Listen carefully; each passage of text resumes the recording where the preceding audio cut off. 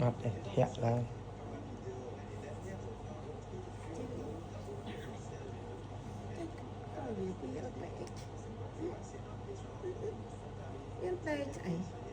cái bài chật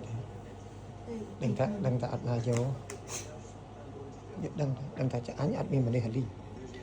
mà anh ăn đừng ta là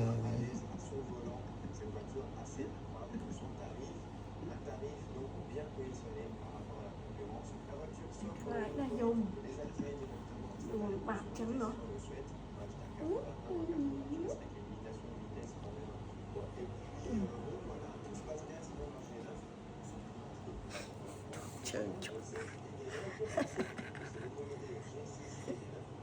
anh phải thọt cái sải